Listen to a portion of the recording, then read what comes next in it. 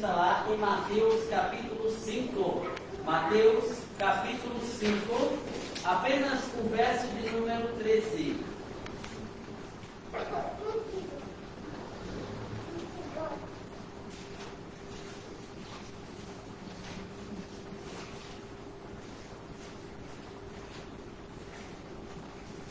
Mateus capítulo 5, o verso de número 13 diz assim: Vós sois o sal da terra. Ora, se o sal vier a ser insípido, como lhe restaurar o sabor? Para nada mais presta, senão para ser lançado fora, ser pisado pelos homens. Observe, meus queridos, que o Senhor Jesus, ao longo do seu ministério, ele proferiu várias parábolas. A palavra parábola é a junção de duas palavras gregas, cujo significado é colocar ao lado, literalmente. De modo que as parábolas de Jesus eram metáforas engenhosas e que tinham como objetivo aplicar uma lição espiritual. E aí, dentro dessa perspectiva, nós podemos dizer que as parábolas de Jesus, elas serviam no propósito de manter, vamos dizer assim, na ignorância, aqueles que eram cheios de si mesmos, que estavam satisfeitos consigo mesmos, enquanto que, por outro lado, estas parábolas, elas eram esclarecedoras para aqueles que estavam abertos, cujos corações estavam dispostos a aprender, a receber da parte de Deus. Quando nós pensamos nas parábolas, nós precisamos nos lembrar que elas aparecem apenas nos sinóticos. Destes você exclui João, lembrando que apenas Mateus, Lucas e Marcos farão referência às parábolas. Marcos, apenas algumas. Mateus fará uma descrição breve, sendo que Lucas, ele descerá a detalhes, ele fará a coisa de uma forma muito mais trabalhada. De modo que nós podemos dizer que o propósito das parábolas era justamente aplicar uma lição espiritual ao coração de todos aqueles que estavam dispostos a aprender da parte de Deus. E aí é interessante porque lá em Mateus capítulo 11, apenas os versos de número 25 e 26, nos diz algo bastante interessante. Mateus 11, versos 25 e 26, nos diz o seguinte: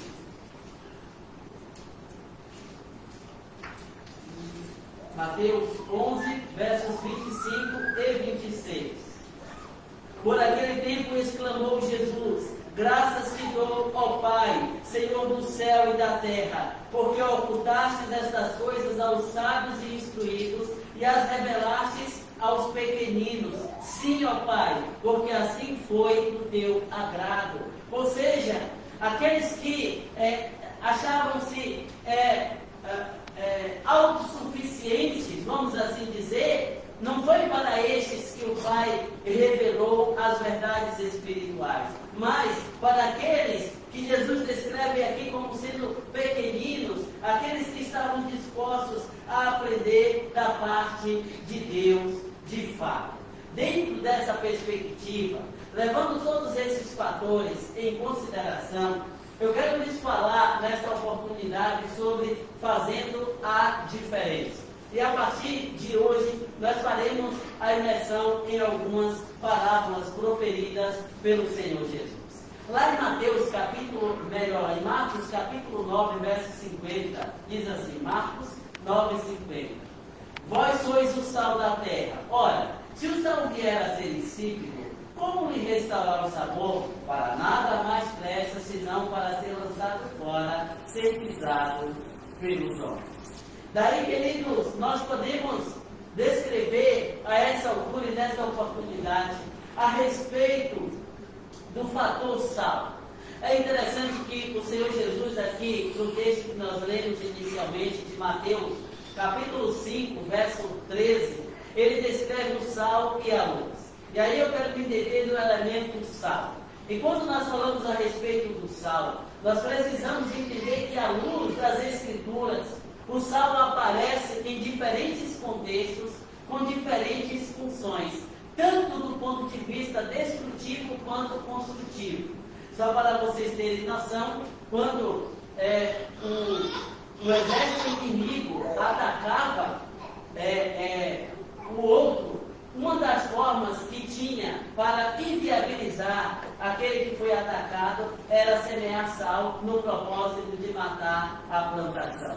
E aí é interessante, porque aí nós precisamos nos lembrar também que o sal muitas vezes ele era utilizado para manter o caminho limpo, aberto, e em alguns momentos dentro da história de Israel, o sal era utilizado para derreter ali a neve, né, para as pessoas poderem caminhar mais tranquilo, sem o risco de cair e daí por diante. Mas, em um período mais remoto, o sal ele era utilizado como uma forma de firmar a aliança. E aí alguém já disse que acordo se faz assentar.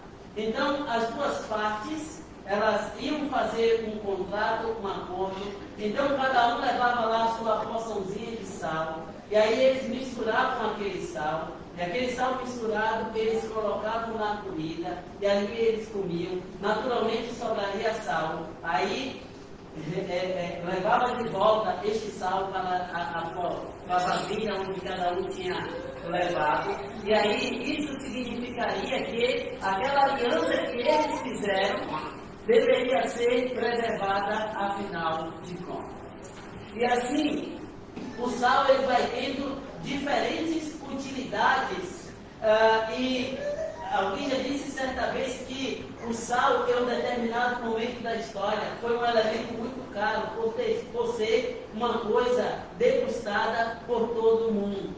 E aí, meus queridos, é a essa altura que o Senhor Jesus utiliza um elemento tão indispensável no cotidiano das pessoas para exemplificar aquilo que deve ser a vida de alguém que de fato almeja ter uma vida com Deus.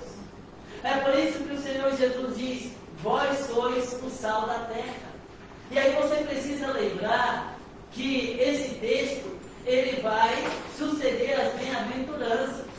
E a essa altura Jesus diz: vós sois o sal da terra. Ora, queridos, meus amados, dentro dessa perspectiva de fazendo a diferença e à luz da ideia do sal, eu digo para você nesse momento que o sal ele precisa preservar o seu poder antisséptico. E aí, quando nós associamos isso à igreja, nós precisamos dizer que a igreja é o instrumento nas mãos de Deus a frear o mal no mundo. Sim, levando em consideração que sim, a palavra é agente de Deus neste mundo tenebroso, nós precisamos dizer que a igreja é aquela que deve servir ao propósito de frear o mal no mundo. De modo que para a igreja influenciar a sociedade, ela precisa estar inserida dentro do seu contexto. Interessante que, por volta do século XVII, surgiu um movimento chamado Quaker, tá? Tem até uma marquinha que ficou bem famosa aí, está em tudo quanto é mercado, né? A marca Quaker, né? Aveia, etc. Que surgiu desse movimento religioso. E aí, esse movimento religioso, tá? Defendia a ideia de viver separado da sociedade, como uma forma de preservar, de cultivar uma vida com Deus.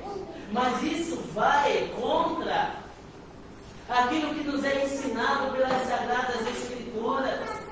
A palavra que nos diz que sim, você precisa estar juntamente com a sociedade, porque afinal de contas, como você influenciará alguma coisa se você simplesmente passa a viver em uma redoma?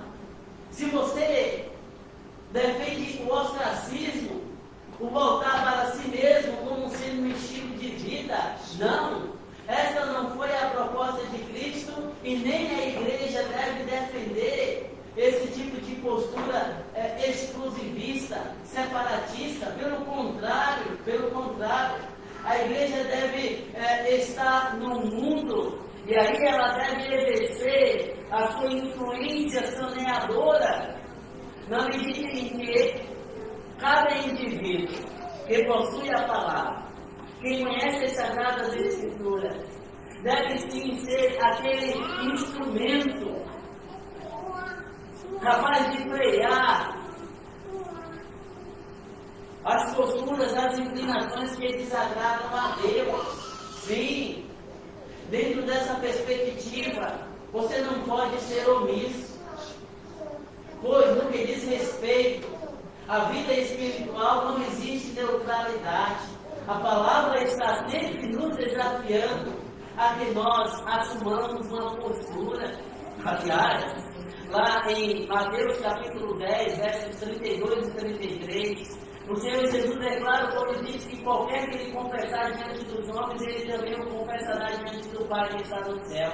Mas qualquer que ele negar diante dos homens, ele também o negará diante do Pai que está no céu.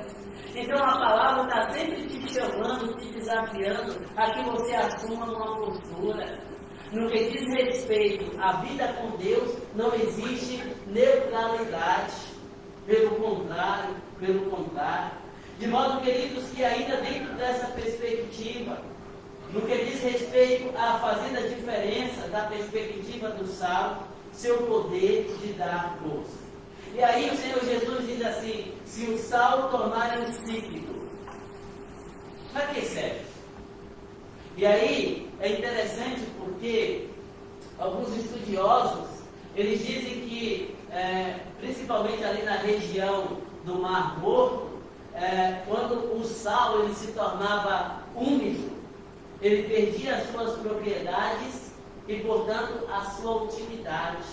E aí, meus queridos, o Senhor Jesus naturalmente lembra daquele sal que era jogado lá, sei lá, para evitar o crescimento do mato, sei lá, para evitar que as pessoas escorregassem. E aí ele lança essa ideia: se o sal perder o seu sabor, ele perde a sua utilidade, ele só serve para ser lançado fora, a fim de ser pisado pelos homens.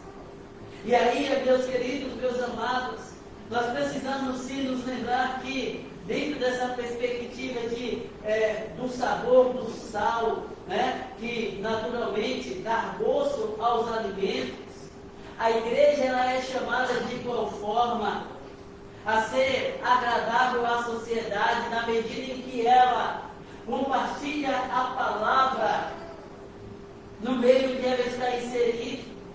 E aí eu preciso dizer para você que sim, o mundo está cansado da religiosidade.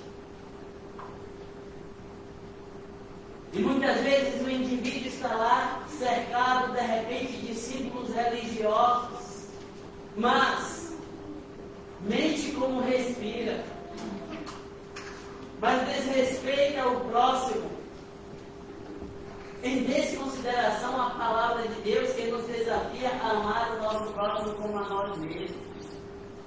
E aí, interessante que lá em Colossenses, o apóstolo Paulo ele diz que a nossa palavra ela deve ser temperada como sal. Olha, meus queridos, meus amados irmãos, quando a igreja reflete a glória de Deus, o mundo a vê de forma diferente. Quando nós olhamos para Atos capítulo 2, está dito lá que a igreja caía na graça de todo o povo. Por quê? Porque a sociedade olhava para a igreja e a via de uma forma diferente. A sociedade olhava para aquele povo e entendia que aquele povo de fato tinha vida com Deus. E este é o desafio, afinal de contas.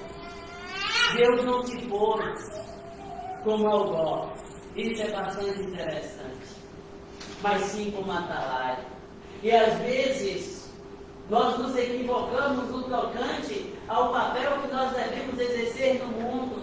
E ao invés de apontarmos para as pessoas o caminho da esperança, ao invés de mostrarmos para as pessoas que existe uma luz no fundo do túnel, assumimos uma postura de juízes, olhamos para o indivíduo escravo da cachaça e falamos, isso é descaração.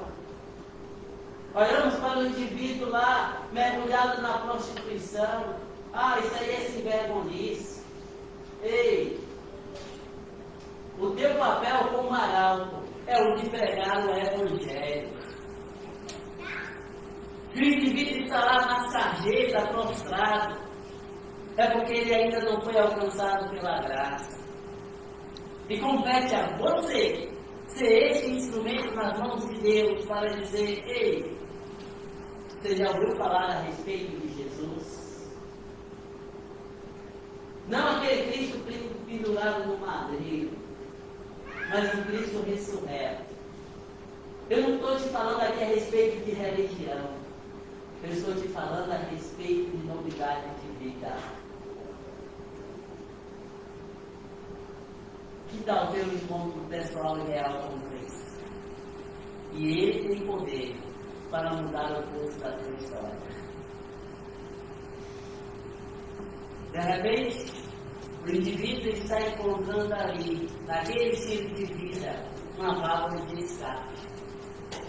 Mas ele está se autodestruindo. E compete a você que tem essa palavra de esperança, ser esse canal para propagar o Evangelho. E você prega e ora, e você prega e ora. Porque você não sabe quais são os propósitos de Deus para a vida daquele indivíduo. E tome muito cuidado dessa coisa de olhar e dizer assim: Deus tem um plano maravilhoso para a tua vida. Você não sabe. Ou Deus te falou? Se Deus te falou, beleza, vai lá e fala. Mas se Deus não te falou, não compete a você lançar uma profetada dessa natureza. O seu papel, a sua responsabilidade, consiste em pregar a mensagem pura e simples do Evangelho, que Cristo morreu para perdão dos nossos pecados, segundo as Escrituras. Creia nele e viverás, diz o Evangelho. Olha, meus queridos, meus amados irmãos, a igreja, ela não foi chamada para condenar, mas para falar do amor de Deus e proclamar a mensagem salvadora. E às vezes nós crentes deixamos de ser sal e até a luz descrita por Cristo, porque ao invés de sermos proclamadores da esperança, nos tornamos anunciantes do caos. Quem te deu a prerrogativa para mandar quem quer que seja para o inferno? Você vai para o inferno. Ei! O Senhor te deu essa atribuição? A mim não deu. O Senhor me deu a responsabilidade de pregar o Evangelho. E a forma como o Senhor tratará essa ou aquela vida não compete a mim nem a você. Devemos ser apenas proclamadores. E Deus, na sua graça e na sua misericórdia, há de tratar cada vida. Portanto, é importante nós entendermos essa proposta de Cristo quando Ele diz: vós sois o sal da terra. E nós sabemos que o sal, ele não passa despercebido, seja pelo seu excesso ou pela sua ausência. Porque, por exemplo, você vai provar o alimento, se está ali no ponto, da forma como você gosta, e cada um tem um paladar, né? Você fala assim: a comida está uma delícia. Não é assim? Se você senta ali num restaurante ali e tem um potezinho de sal, de repente você está lá. Mas aí se tiver salgado, você fala assim: misericórdia. Faz água aí, corre. Não passa despercebido. Jesus muito sabiamente Ele compara aqueles que precisam, que devem proclamar o Evangelho ao sal. E diz: vós sois o sal da terra. Faça a diferença no meio onde você está. Isso é maravilhoso, isso é fantástico. A sua capacidade de conservar. Se o sal tornasse insípido. Conservar a salinidade é simplesmente crucial. O servo de Deus precisa preservar, primeiro, o seu próprio caráter, para só depois e na sequência influenciar ao invés de ser influenciado. Então, de repente, você crente está lá em um ambiente onde piadas imorais são contadas. Deixa eu dizer uma coisa aqui para você. Se você chega ou está em um lugar promíscuo por alguma situação, onde palavras podres são proferidas, e as pessoas continuam proferindo, ignorando a tua presença ali, tem alguma coisa de errado. Porque o natural é que você seja um inibidor do mal. E aí, já aconteceu comigo, creio eu piamente que também com você, de alguém fala uma besteira e alguém diz: oh, respeita o irmão aí, respeita a irmã. Por que isso? Qual é a ideia que está por trás disso? Você é o elemento inibidor do mal. Você é sal. Você faz a diferença. E claro. Porque se você está ali e as pessoas simplesmente elas continuam proferindo as palavras imorais, faz fofocas, fala da vida dos outros, e se eventualmente você está até compactuando com aquilo, você não está sendo salvo. Ricardo, deixa eu te contar uma coisa, mas pelo amor de Deus, alto lá. Comigo não compactua. Ah, mas você é chato, né? É ser melhor que os outros.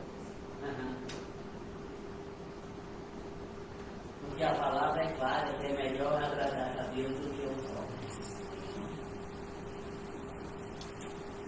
Meus queridos, meus amados, a palavra nos chama, a palavra nos desafia a sermos freio moral no meio onde estamos inseridos. Por que será que os inimigos de Deus querem calar a igreja? Querem corromper a igreja? Porque sabem deste aspecto inibidor do mal que é a igreja. Porque os crentes sabem da responsabilidade que têm de ser esse instrumento nas mãos de Deus para frear o mal no mundo. Ah, meus queridos, meus amados irmãos, o Senhor Jesus exorta os seus seguidores a usarem os seus dotes espirituais para promover a paz, primeiro em casa e depois com os outros. Porque os cristãos não têm sido capazes de viver em paz entre si mesmos. Eles têm perdido a capacidade de influenciar o mundo. E aí eu faço referência ao texto de Marcos 9:50, quando ele fala a respeito deste sal e desta paz que o crente deve disseminar no meio onde ele está inserido. E aí eu preciso ter a clara consciência de que eu devo ser este instrumento nas mãos de Deus. Crisóstomo viveu no primeiro século. Ele disse o seguinte: se os cristãos vivessem a vida que se espera deles, os incrédulos desapareceriam. Forte, né? A pergunta que tenho a te fazer a essa altura é: você tem sido salvo? Claro, pastor. Mas a outra pergunta é: qual tipo de sal tem sido você? Colossenses, que eu citei lá atrás, vamos ver onde é que está aqui, Colossenses, capítulo 4, verso de número 6. Colossenses 4, no verso de número 6. A vossa palavra seja sempre agradável, temperada com sal, para saberdes como deveis responder a cada um. Já pensou? Ter a palavra certa no momento certo? E olha que às vezes a gente tem a palavra, mas não sabe o momento. Não é assim? Mas às vezes é o momento, mas cadê a palavra? Aí o apóstolo Paulo diz: a vossa palavra seja sempre agradável. É aquela palavra de amor e de esperança, não aquela palavra de acusação. Interessante que quando nós nos aproximamos de pessoas que vivem uma vida imoral, normalmente elas nos recebem de forma bem ressabiada, porque ela simplesmente está acostumada a isso aqui, você e você.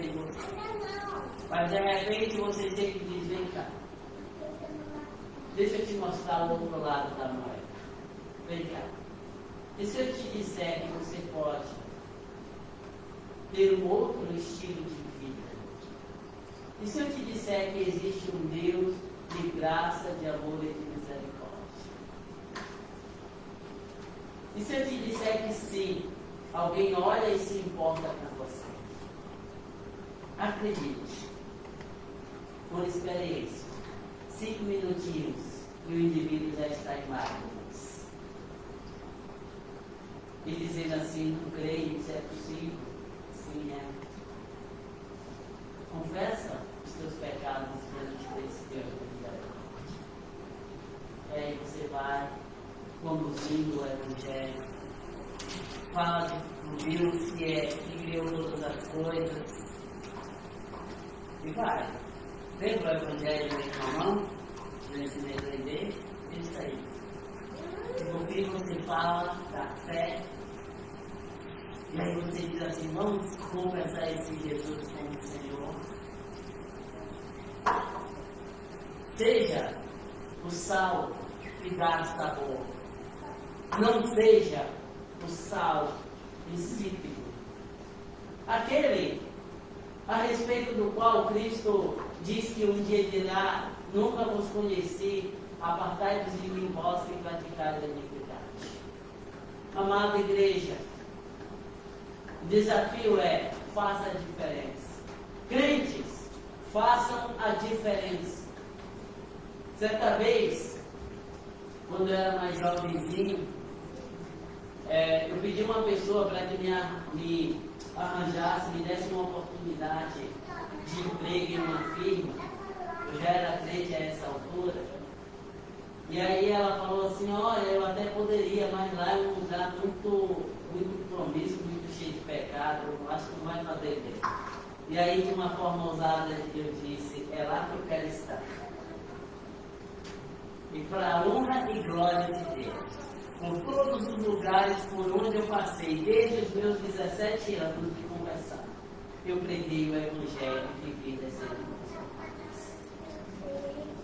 zombarias, muitas. A ficar doido lendo essa Bíblia, irmão.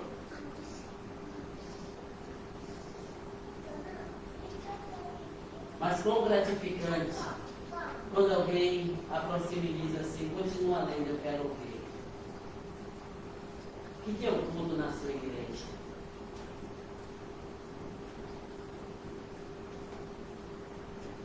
Precisamos entender que o nosso papel como sal consiste em sermos este instrumento, em sermos este canal nas mãos de Deus a influenciar, a abençoar vidas.